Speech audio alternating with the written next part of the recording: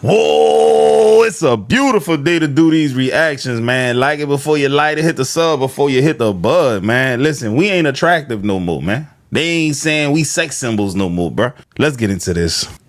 Men are not attractive anymore, and I'm not even talking about looks. It's the fact that so many of them are not healed, not self-aware, can't connect emotionally, stuck at surface level because they don't know how to go beyond that. Like, they don't even know themselves, and they're constantly out here trying to chase the next best thing. Being emotionally unavailable, don't know how to express yourself at this big age is a complete turnoff. Like, take some time and heal. Go find yourself. Hey, dog, when a woman find you really attractive, you ain't got to be emotionally intelligent. They put up with everything, boy. I'm telling you, man. I done seen women be with dudes who just knock their socks off. Dude won't even buy them a 4 for 4. Won't even get them nothing off the old school 99-cent menu from McDonald's, dog. They was on their own. I seen it. Most men are deeply unattractive because of Mother Nature and something called the Great Scam. Oh, goody. Another genetics expert. Great Scam was the day that the male of the species convinced the female of the species that it no longer needed to prove itself worthy in order to reproduce and have babies. Wait a minute. They can't be insinuating that the only thing that a male would have to do to prove himself worthy of reproducing would be to be attractive, right? They can't mean that. The fact that the men are ugly says otherwise, right? They're not supposed to exist. They're supposed to be cannon fodder to the strong, attractive men who are worthy of having babies. Oh dear. That really does seem to be what they meant. But unbeknownst to a great many out there, there are more qualities to look for in a potential partner than just what they look like. And our ancestors actually knew that. We're out here being like the men don't take care of themselves, that's why they're unattractive. No, you're fucking a 10,000-year-old genetic anomaly. He's not supposed to exist, babe. It will never cease to amaze me how some individuals can remain so willfully uninformed when there's so much information freely available out there on the internet. I mean, it's there. But let me just say this. Most individuals are aware that there is more to selecting a partner than just what they look like. But I wonder if individuals like this keep the same energy for unattractive women, or is that another story? Ooh-wee. Hey, dog, they listen, this somebody's child. Keep that in mind. Take it easy on them. But in them comments, ooh-wee. They cooking her, dog. Y'all can't tell me that ain't the same. That's not the same. That's not the same. That's not the same person. Boy, what? Dog. So what's her excuse? Hello, kettle. This is pot. Look, dog. By the way, Lady J has stunning hair. Friendly fire will not be tolerated. She's the one talking. Boy, that's some crazy shit. What's wrong with him? What's really wrong with him, bro? You just said that a huge amount of men between the age of 15 and 50 will not pass on their genes. They will effectively be out of the gene mating pool. So people will hear that and many people will go, well, that's evolution. Yeah. Should society intervene? You know, in the short term, we're going to have a lot of men who are disillusioned, that become incels, find themselves in pockets of the internet, are resentful, all those kinds of things. But should society intervene to course correct that? Should we put systems in place to make sure that those men meet partners? Even if society tried to intervene, it wouldn't work. We as a human race cannot interfere with Mother Nature. And that's not me speaking from a moral high ground, by the way. That is scientific fact. I'll have you know that every single attempt we've ever made as a species to cheat biology has failed woefully. What, you think this is our first attempt at trying to get around survival of the fittest? Our entire civilization is built on trying to cheat nature. And by the way, our most recent attempt to try to get around reproductive distribution is by far our most pathetic. You want to hear about it? Basically, at some point, not too long ago, human beings came to the realization of what the good doc was just talking about in that video I showed you. Only about 20% of men per generation get to transfer their genetic information over to the next generation, aka survival of the fittest, because attraction has always been based on genetic merit. So the 80% of men came together and said, whoa, we can't have this. We need to come up with a plan to survive our genetics. And that's when socially enforced monogamy came to be. And it was a brilliant plan. Step one, you sell the idea that every man gets a woman and every woman gets a man. Everyone has someone, right? Then you actively socially shame the men, the attractive ones, who would usually naturally have access to more than one woman. And then the final step, create strong incentives to make women also want to get on board with enforced monogamy. Brilliant plan, right? One problem. It didn't fucking work. In the year of our Lord 2026, paternity fraud is through the roof. Despite all these socially enforced boundaries, 80% of women still want the top 20% of men. And both sexes are continuously unsatisfied with the dating pool right now. The moral here is this. You can't beat Mother Nature. She's undefeated for a reason, 1 billion and up. We might be smart enough to understand and bend the rules of nature, but we can't break them. For instance, the law of gravity says anything that goes up must come down. Right? Now we're humans. We're smart enough to understand how to use sub-laws to bend the laws of gravity. We use speed and momentum, aerodynamics, uplift, to make sure stuff like planes, for instance, stay a little longer in the air than they usually should. But ultimately, we can't pause or freeze the law of gravity. At some point, that plane will come down. It's the exact same thing with our biological imperative to survive and replicate. Hey, that plane that the presidents fly on said, hold my beer. Them bitches can stay in the air indefinitely as long as the system they have in place don't break down. They can refuel that plane mid-air. Crazy work, bro. That thing can... So in other words, if a nuke hit this bitch, the president gonna be in the air until all that shit settle. Crazy work. You cannot create systems that help you lower the barrier to reproductive access, because attraction, genuine desire, is not a choice. Women don't make a conscious effort to choose what they want. There's only one thing you can do to guarantee reproductive access. Join the top 20%. And trust me, it's not nearly as hard or as giant a leap as you might think it is. Hell, I did it. The real difference between the bottom 80% and the top 20% is behavioral cues. That's it. You learn a new way of maneuvering through the world and interacting with women, boom, you're there. That's what I'm here for. That's what I do. I teach men how to become that top 20%. Because especially in 2026, the gap between the bottom 80% and the top 20% is widening as we speak. If you're not already working towards becoming the top 20%, you're already getting left behind. If you want help with becoming the kind of man that women actually genuinely desire, then go to my page. Sign me up, goddammit. Nah, I'm kidding. I've been a part of that 20%. I don't know if y'all know that. If you're new here, I'm a sex symbol. It is what it is. But nah, it makes a lot of sense, especially with the paternity fraud situation. They will get with a dude that's a lame and hell, at least in their eyes, he's a lame, but he's stable, right? He offers stability. And what they end up doing is cheating on them with the Pookies and the Tyrones and the Chads and shit. That's just the way it goes. Real talk, man. Like, I've seen it play out in real life so many times. Women are dating the guy that they just settled for, but then some dude who actually physically piques their interest get him without having to do any work. And he a sleazeball, so he going in naked head and he's shooting up the club, and she gonna pin the baby on the dude that's willing to take care of her. I've seen that play out so many times. Not that specific scenario, but the cheating aspect, I've seen that play out too many times. I feel like a lot of men walk around completely clueless as to how unattractive they really are. Girl, I'm cute. And I Shut feel up. like this theory is proven by the amount of horrible profile pictures and dating site pictures that men just throw up on their profile pages and think that that's enough to attract somebody. Like, they just be on here talking crazy. You know, you can't be fat.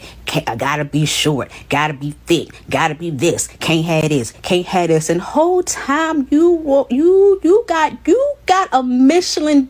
You got a jumbo truck tire around your midsection, and you talking shit. You got so much acne on your face, sir. You look like you have not washed your face in 2 years, and really feel like men do not realize how unattractive they are.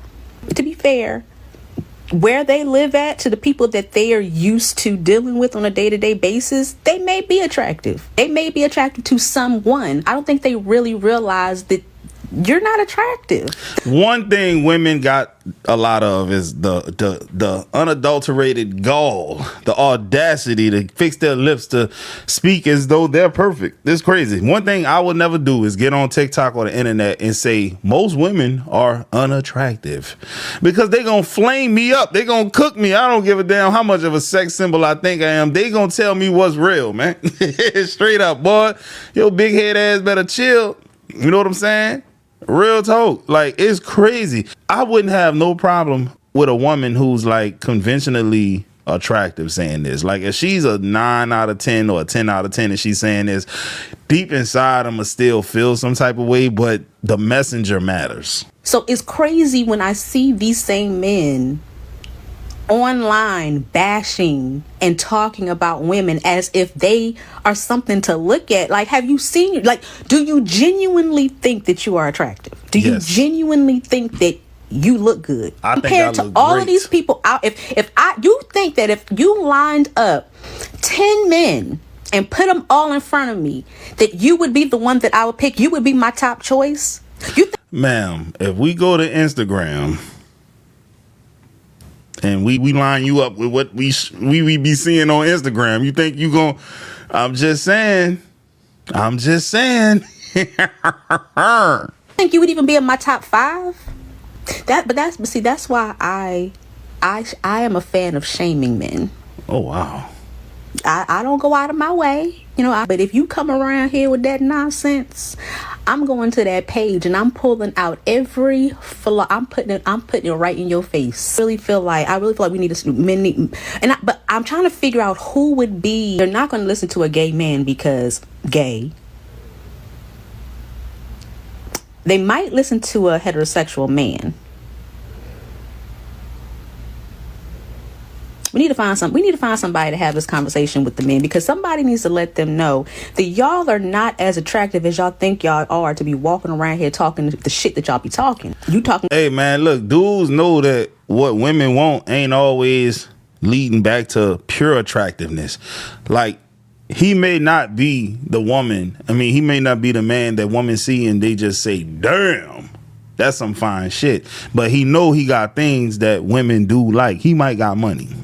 And he can get up here and fix his lips to say some shit like that because he's been successful at getting women because he got the money. So he can say that. He might not be that great in the looks department, but because he got resources, the women gonna go. So now he's setting himself up to be like, all right, cool, I can get fine women. So why would I deal with this type of woman? And he got the confidence to say, nah, y'all ain't really that cute. I like this over here. And he can get that over there. It's crazy though, man. Let me see what they talking about in the male standards should be Tom. What? Male standards should be Tom Selleck still to the day. I only date baddies. Man, they trying to play y'all in these comments, dog. I see so many beautiful women every day, and it's extremely rare for me to see a handsome man in real life. I don't see beautiful women every day. Not in person. On the internet, I do. But in person, I think most people are just average. Let's keep it a buck, man. Let's keep it a buck. Most people are average, and most people ain't turning heads when they walk out the house. I truly do believe that talk is cheap. At this point in dating, I do not care to just converse and be like, good morning, how's your day, what are you doing? I don't give a fuck, nigga. Like, I really don't. Where's the money? See what I was telling y'all? If a nigga got some money, he can get her. Straight up. And that same man gonna look at the last woman and be like, she chopped, because he can get her. And I'm not saying she's a 9 or a 10. I'm just saying she said out her mouth that where's the money? Man, you ain't gotta be attractive if you got bread, dog. I'm telling you, man, go get that bag. It was like, oh, I miss you. And I was like, no, you don't. And he was like, oh, why do you keep saying that? And I was like, because you really don't. He was like, what can I do to prove it? And I was like, well, you can send me something to let me know that you really miss me. He was like, okay, how much? Oh, she been listening to Cheryl. As much your heart misses me. And then he goes, oh, so our relationship is based on money? We don't even have a relationship, Nick. What the fuck are you talking about? I fucked you, and that's that. I fucked you. And then you want to come back after I blocked you, and you think I'm about to see you again? I'm not seeing you again. I don't even think you're that attractive. Pay to play. I don't Proving my point. Pay to play. I just gave it to you. I ain't even like you. She thought you about to come up off that paper, boy. Like men, when I've asked them for something, especially, like, this is my thing. If I'm like in a little situationship, you're not gonna be a situationship of one of my rosters if I ask you for help and you act like it's a bigger deal. For example, I asked this man for $2,000 not to have because I needed it. I needed my deposit to come, so I needed it at that time. Like $2,000.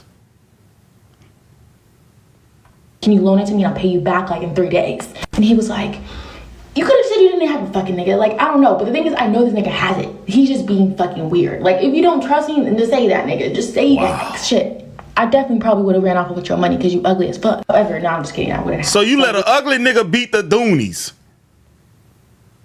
Is that what I'm to understand? You let boy, they get on here and just tell the truth, dog. That's crazy. Man, imagine you seeing a girl right now, you get you shoot your shot, you get her. It's 6 months, a year down the line. You come across an old video of her saying she smashed the ugly nigga just because she thought she was going to get some bread. Oh, man, call it off. I never asked for something like that. But afterwards, if I ask for money again, I definitely will. However, so he like didn't send it, and then he was like trying to make a big deal, like, oh, do you think I'm like made out of money? I'm like, all right, here we go, nigga. You one of them. Like, you want to bleed with your money and you don't want to play with your money. Wow. I don't like talking, nigga. And the conversation's boring. You're a boring fuck. You have a big ass gap in your motherfucking teeth, and it's not I blocked you. I guess you got your teeth done. So maybe the $2,000 was because you about to get your teeth done and you didn't want to tell me. However, you still not cute, nigga. Like shit. And that's what I don't get. Like, how you gonna be an ugly ass nigga and then not leave with money? Don't do that. And I don't even mean just leave. Use the money. Use the money. You're not that attractive. Like, just because you're tall, you don't. These black men are not packing the way you fucking think they're packing. They are small. They're skinny little dicks. No. Fuck, you didn't even fuck me good. And you only going to ride? No, get the fuck off. Just send me the money. All you had to do was just send me the money. Because now you're about to make me say some really, really mean things to you. And I'm about to let you know how I really felt. Because I have a short temper.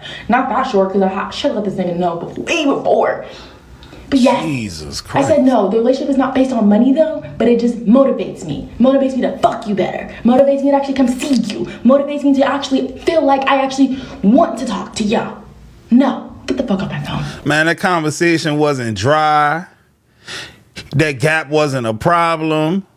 His manhood wasn't an issue. It felt like 9 to you when the getting was good. Nah, he didn't want to pop off that money and you want you want to body shame somebody. That's gross. That is crazy.